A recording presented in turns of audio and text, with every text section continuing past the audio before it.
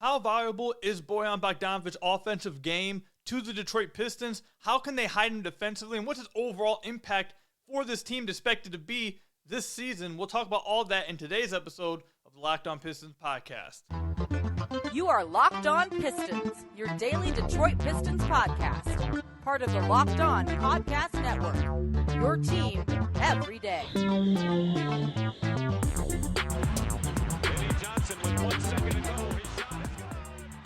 What's the deal? Welcome back to another episode of the Locked On Pistons podcast. Per usual, I am your host, Kuka Hill. You can find me over on Twitter at Kuka Hill. I want to thank you guys for making Locked On Pistons your first listen of every single day.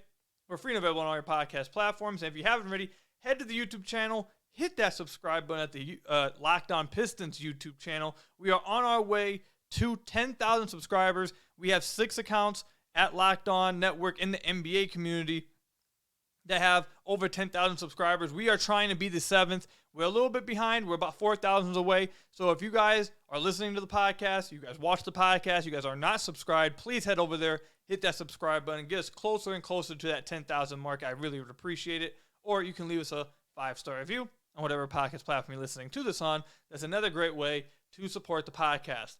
In today's episode, we're just going to be talking about Bojan Bogdanovic, the player, throughout all 3 segments. We're going to start off talking about how much does he help the offense? How does he help the offense? We'll talk about ways, how he struggles defensively, and then how they can hide him defensively. Is there a way to hide him defensively? Do they have the personnel to do so? And then lastly, we'll talk about, well, at the end of the day, after we talk about his offense and defense, is it going to be Bojan Bogdanovic or Joe Harris that gets played eventually towards the end of the season more? Bojan traded. Does Joe Harris take his spot? Will Joe Harris help this team more? We'll talk about all that today.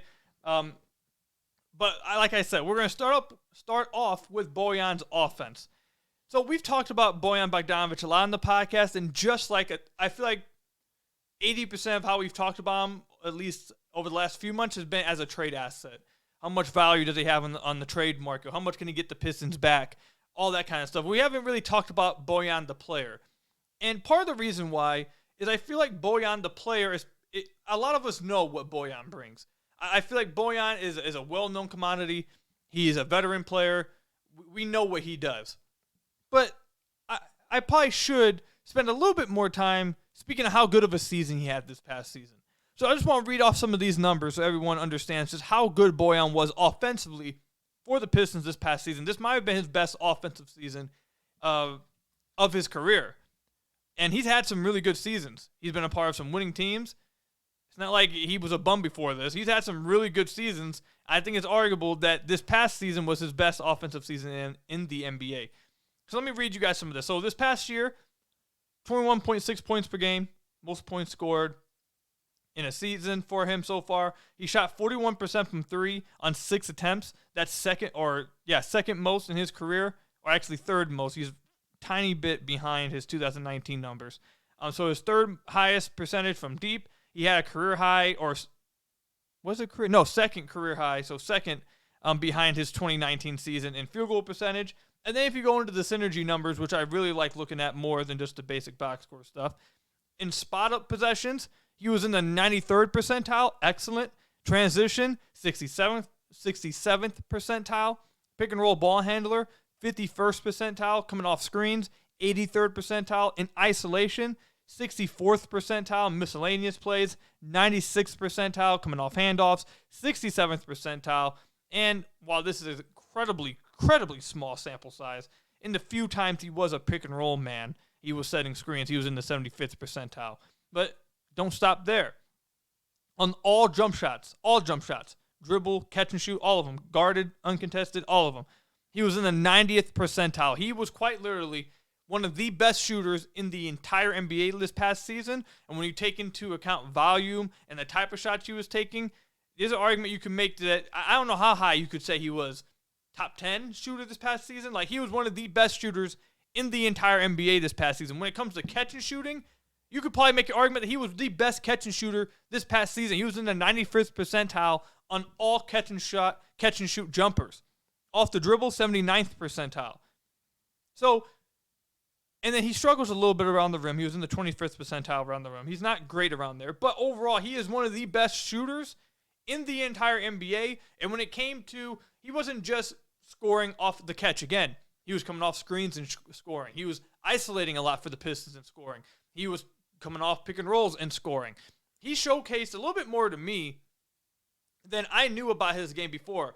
I knew he was a fine scorer, but he showcased a little bit more of his bag that I didn't know he had. He wasn't just a catch and shooter. He was taking guys off the dribble and taking middies, contested middies, post fadeaways, fadeaway middies. He was drawing fouls pretty well as well. So just overall, Bojan Bogdanovic, the offensive player, is a pretty damn good player. This past season, he drew the most amount of free throws a game than he ever has in his entire career, 5.1 free throw attempts a game. Shot 88% on those free throws. So overall, I think this was probably his best season offensively in the NBA thus far, and the kind of value that he brings to this team's offense. Look, I know when we're going to talk about his defense in just a few minutes, but I feel like maybe I haven't, actually not maybe, I'll go ahead and admit this, I haven't given him enough value or given him enough props for how much he does help the offense and what he brings to the offense. When you have Cade, and you have Jaden Ivey, and you have Jalen Duren, all guys who are figuring to be plus playmakers and creating for him.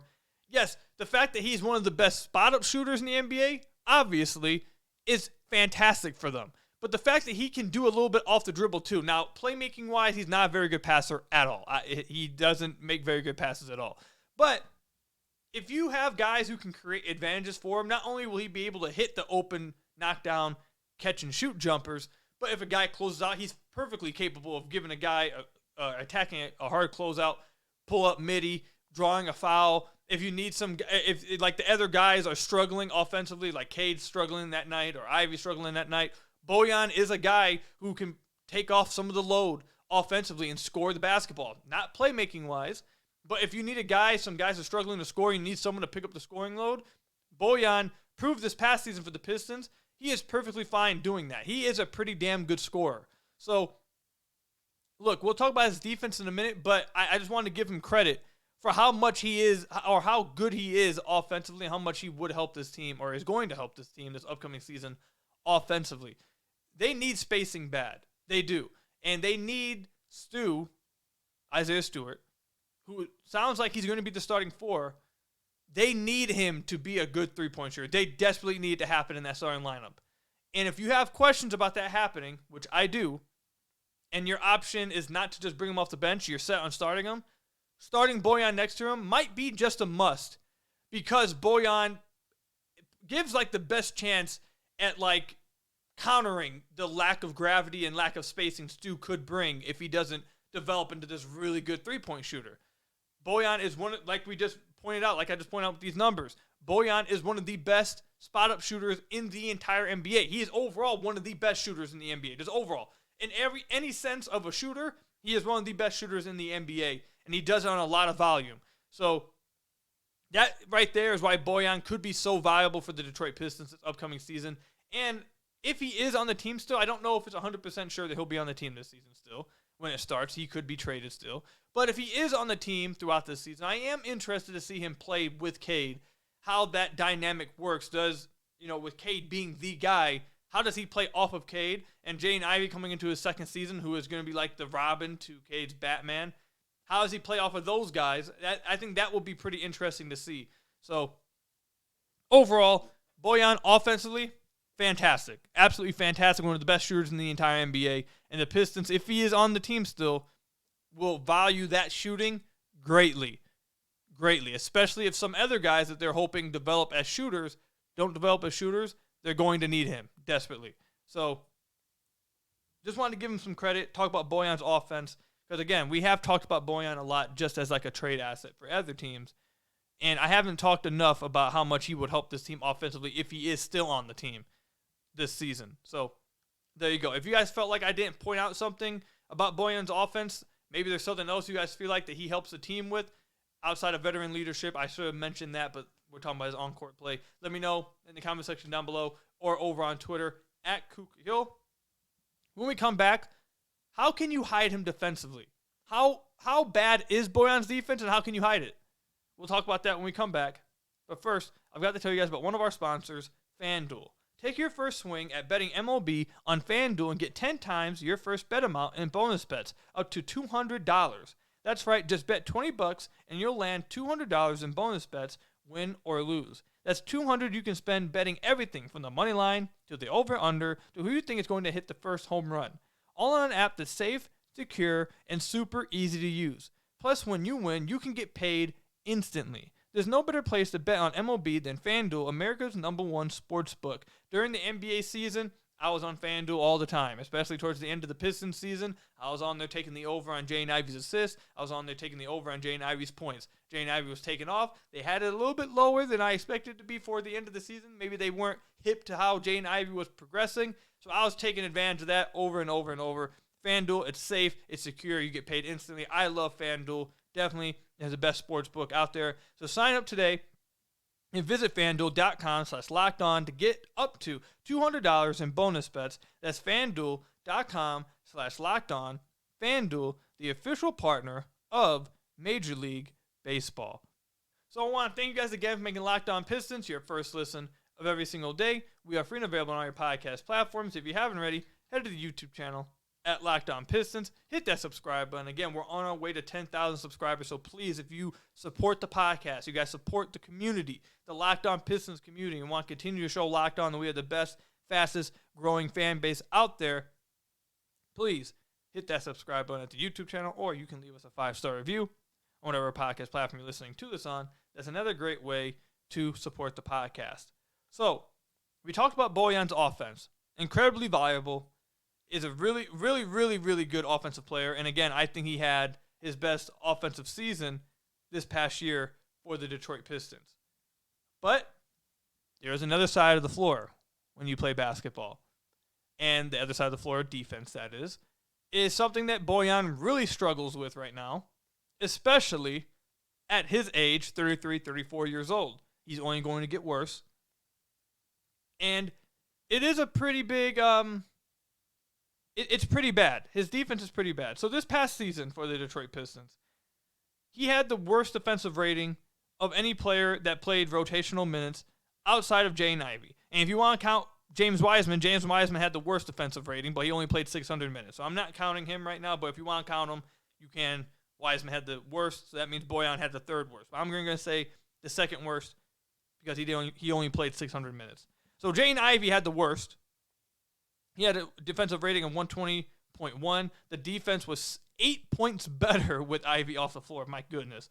But next, right after that, actually that's pretty crazy, man, because the next closest is Bojan. But Bojan is a whole 3.1 points better than him. So it's like, my God, the team was pretty bad with Ivey on the floor versus off the floor defensively. But Bojan, when he was on the floor, the Pistons had a defensive rating of 119.5. When he was off the floor, they had a defensive rating of 114.6, 4.9 points better with Bojan off the floor. Now, the reason why this is important to me, and we've brought this up on the podcast before, and you guys probably be in the comment section. I'll have some daily listeners who are asking, Koo, why do you like Isaiah Livers so much? Well, the reason why I like Isaiah Livers is because Isaiah Livers brings a balance of shooting and defense. Like we just talked about in the first segment, Bojan is tremendous offensively, but the argument I've been giving for Bojan, or I guess you could say against Bojan, is that with the personnel this team has, his offense isn't enough to make him a net positive on the team.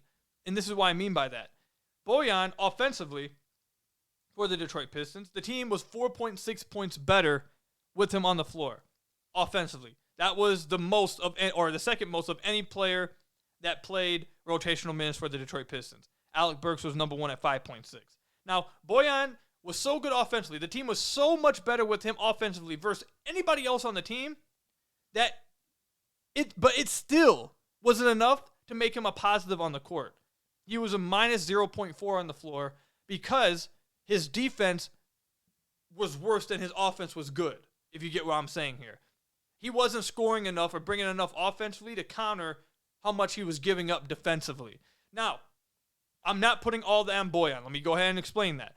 It's not all on Bojan. The team overall was bad defensively. They didn't have outside of Killian Hayes, Isaiah Livers, and Diallo, they didn't really have good defenders on this team. They didn't have good wing defenders. They didn't have good defenders really, and Isaiah Stewart. My goodness, I forgot about Stu. But outside of those guys, they didn't really have good defenders on this team. They had a bunch of young guys, a bunch of rookies, and some vets that aren't that good defensively. So it's not all on Bojan. But Bojan's not going to get better on that end. And I get some comments sometimes about, well, Utah was able to have a really good defense with Bojan on the floor. Why was that? Bojan obviously was good on defense then.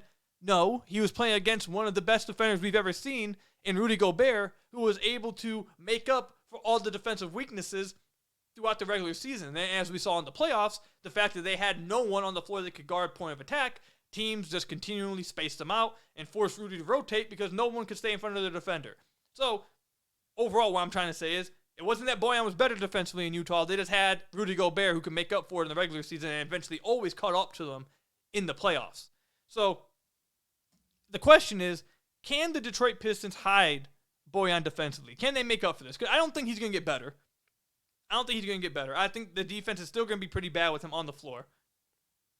The point, or the argument to make is, the offense will be so much better that it'll be worth some of the defensive slides that he'd give on that other end. And then the other question, obviously, that we're posing here is, can you hide him defensively? I don't think the Pistons can. I don't think they have the personnel to hide him defensively. The best way, like the best lineup you can put him out there with, and it's probably going to be the starting lineup, I guess, is Cade, Ivy, Bojan, Stu, Duren. That's probably going to be the lineup you see the most of with him on the floor. And does that lineup have enough defense to hide Bojan? I don't think so. Jalen Duren is 19 years old. He's going into his second year in the NBA. Expect him to be a legit good NBA defender at 19 years old? I'm not putting that on his plate. I'd like to see him make improvements. I'd like to see him make jumps. But the jump he would have to make, in my opinion, from going to where he was as a rookie to being like a guy who makes up for multiple guys' defensive incapabilities at 19 years old, is just unrealistic to happen. Now, I think eventually he'll be there when he's actually like 22 or something, when he's actually of age to drink, like that kind of thing. But asking a dude at 19 years old, it just doesn't happen. That's not realistic. That's not the kind of stuff that happens. Heck, I know we compare him to Dwight Howard, but I'd love to talk with some Orlando guys. Was Dwight at 19 years old like making up for everyone's defense? He could have been. Because Dwight is, again, one of the best defenders we've ever seen in our lives. But I actually wonder if he was able to do that as a 19-year-old. I'm going to say no. I don't think so. The Orlando Magic didn't make the playoffs till he was 21 years old. Dwight didn't make his first All-Star team till he was 21. So and he didn't average 2 blocks a game until his 4th season in the NBA. Now, the 3rd season he did average 1.9. But my overall point is that expecting guys at 19 years old to be able to cover for your defense and cover everybody that is not a good defender, just not realistic. So I don't think Duren's going to be able to make up for it. I have serious concerns about Ivy's defense, and pairing Bojan and Ivy together on a floor, I think is just asking for some issues defensively. And then now you're basically asking Cade and Stu to make up for that. So I don't think that lineup is going to be enough to hide Bojan defensively. I think the type of lineup that you would have to run if your whole idea was, okay, we're going to try and minimize what Bojan hurts us with defensively. We're just going to put a defensive lineup out there. I think it would be something like probably Cade, Asar, Bojan, Stu, Duren. That would be like the lineup that you'd want to put out there if you're just worried about defense. Or you could swap. You could swap Cade for Ivy, because this isn't like a starting lineup or a backup line. This is just like a lineup you run like in stretches, I guess, like 3-minute stretches, whatever. I apologize for my alarm going off. But yeah, that's the only lineup I could see that could maybe cover for him defensively. But overall, I just don't think the Pistons have the personnel right now to be hiding guys defensively. They don't have good enough defenders in their back lines that will just make up for dudes in front of them getting blown by or not making rotations or getting away from or getting over screens, getting through screens, like all that stuff. I don't think they have the personnel for it. So, can Pistons hide Bojan defensively? I don't believe so right now. That's my take. So then, if you say no to that question, you then take that and you go to, okay, well, will Bojan be good enough offensively? Will the team be so good offensively that it's worth the defense being not as good? I guess we'll see. With Cade back in the lineup, you expect the offense to be better with Bojan on the floor with them too. And if we're just going to go off the on-off rating, if Bojan was only a minus 0.4 this past season, playing with all the guys he played with, Killian Hayes, Jaden Ivey rookie season, Jalen Durham rookie season, all the dudes that he was playing with that may not even be getting minutes this upcoming season, may not even be on the roster this season. If you replace that with a Cade Cunningham, a Ivy going into his second season, a Durham going into his second season, a Stu going into his fourth season, whatever. And really it's just about Cade coming back, you'd think it would be good enough to make up a 0.4 point differential. Cade, that is. In the games that Cade played, he only played 400 minutes, but in those minutes, Cade was a plus 1.9 on the floor, the Pistons were. So you think that with Cade coming back, maybe the offense actually will be good enough to where Bojan will be a net positive on the floor, and his defensive concerns won't be enough to override what he brings offensively with the pairing of Cade returning. So it's definitely an argument that's there. I see it. I don't know. I can't make. I don't feel comfortable at this point making an answer to it on July 21st.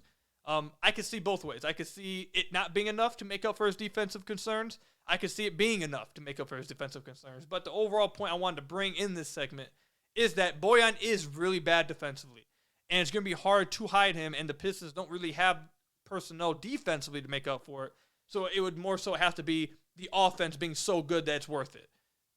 So let me know in the comment section down below or over on Twitter at KukaHill. Do you guys believe the offense will be good enough to make up for his concerns defensively? Or do you guys disagree with me and believe that the Pistons do have personnel to hide him defensively? Let me know all that in the comment section down below or over on Twitter at KukaHill. When we come back, I've actually gotten this question from a few of our daily listeners in the comment section and on Twitter, to where since we decided to record a Bojan-centric episode, I thought, okay, I'll just go ahead and answer this too. And the question is, would you rather play Bojan or Joe Harris? I'm going to answer it when we come back. But first, you guys got to hear from some of our lovely sponsors. So I want to thank you guys again for making Locked On Pistons your first listen of every single day. We're free and available on all your podcast platforms. If you haven't already, head to the YouTube channel, hit that subscribe button, please. On our way to 10,000 subscribers, we're trying to get there. I think the goal, a reasonable goal, would be to get to 10K by the end of this upcoming season. But I need all of your help. If you have not subscribed to the YouTube channel, please hit that subscribe button at the YouTube channel. I would really appreciate it. Continue to show Locked On. We are the best and fastest growing fan base at the Locked On Network. Or you guys can leave us also a 5-star review on whatever podcast platform you're listening to this on. Honestly, why not do both? Both are great ways if you support the podcast. Just go ahead and leave us a 5-star review, and then go ahead and hit that subscribe button. It'll take you no less than or no more than 2 minutes to do so.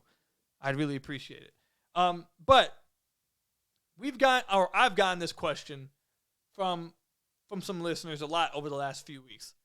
And at first I kind of not ignored it, but I wasn't going to give it much time because I didn't think it was really close. But since we decided to have a Bojan-centric episode, I decided, I'll go ahead and answer it and appease some of the people who are asking. Would you rather play Bojan or Joe Harris? I don't think it's particularly close. I'm playing Bojan every single time, even with some of his defensive concerns. Now, I've heard and read recently some differing opinions on Joe Harris, the defender. I've seen that the injuries have completely slowed him down all the way on that end, and he's even worse than he was a few years ago because of the injuries. And I've also read that, actually he's a good team defender. The injuries haven't slowed him down that bad. I'll probably go and talk with some Nets guys in the next few weeks and ask them about Joe Harris and his defense, what they thought about his defense. But as of right now, the things I've read and listened to some people, not in the Nets community, people in the Pistons community I've talked with that claim that they've watched some Joe Harris over the last few years, is that I've heard that he's a fine team defender. Then I've also heard that the defensive ability has completely went to the drain because of the injuries that he suffered over the last few years. So I don't have a clear answer for that end of the floor. But even with that, Bojan is better than him offensively. And it's not that Joe Harris isn't a good shooter. This past season, he didn't play a ton. He doesn't have a lot of possessions. So this is on small sample size. So this past year, 67th percentile on spot ups, 93rd percentile in transition, 86th percentile on coming off screens. And then on just all jump shots, he was in the 95th percentile as well on jump shots. Catch and shoot, 89th percentile, coming off dribble, 84th percentile. So Joe Harris is one of the best shooters out there, even if he's not as good as he once was. If you go back to the 21-22 season, even tinier sample size. Let's go back. What's the best sample size we can get? This 2021 season? So the 2021 season, 93rd percentile spot up, 68th percentile coming off screens, 81st percentile on handoffs, 91st percentile on transition, 79th percentile on cuts, 99th percentile catch and shoot, probably the best catch and shooter in the NBA that season, and 50th percentile coming off the dribble. So you'd have to go back to the 2020-21 season. So that would be by the time the season starts, 3 years ago? So 21-22, 22-23, 23. Yeah, it would be 3 seasons ago. By the time the season starts, you have to go back to get a legit sample size of him being really damn good. And it's not that I think Joe Harris is just trash now. I don't think he's just awful now. But I don't think he was what he. I don't think he is what he was when he was shooting like 47% from deep for the Brooklyn Nets. And he's 30. He's going to be 32 years old this year, with injuries, with questions about his defense. And even a few years ago, I don't think he was better than Bojan a few years ago, even with that. I mean, he was a pretty damn good sniper, though. So maybe people would make an argument that he fits better on teams. I could see that for sure. But as of right now, no, I don't think it's much of a question. Bojan's going to be playing over Joe Harris. I don't know if James Edwards III came out with an article today giving his opinion on what he believes the rotation is going to look like, and Joe Harris wasn't even in his rotation. And that's something I've said on the podcast, too. I don't believe Joe Harris is going to be in the rotation. But if they do move Bojan with, like, someone else, maybe Bojan and Bagley or Bojan and Killian, if they do a trade like that, I can see Joe Harris stepping in and kind of replicating what Bojan brings. For sure, he gives that kind of insurance. So if they do that, then I definitely could see Joe Harris stepping into the rotation and giving some spacing and stuff. Or if Isaiah Livers is the backup 4 and he's just struggling badly out the gate, maybe they move Asar up to the 4 position and then play Joe Harris at the 3. Like, I could see that happening, but I don't think Joe Harris is threatening Bojan at all. And I don't think the talent level is close between the two at this point, even with some of the concerns defensively with Bojan. So that's where I stand with it. But let me know what you guys think about that in the comment section down below or over on Twitter at Cougar Hill. That's all I've got for you guys today. Thank you guys for making Locked On Pistons your first listen of every single day. We're free and available on all your podcast platforms. Hit that subscribe button at the Locked On Pistons YouTube channel. Please, I would really appreciate it. Or both, you could also go and leave us a 5-star review on whatever podcast platform you're listening to this on. But that's all I've got for you guys today. Stay safe out there. Appreciate all of y'all. Until next time, peace out.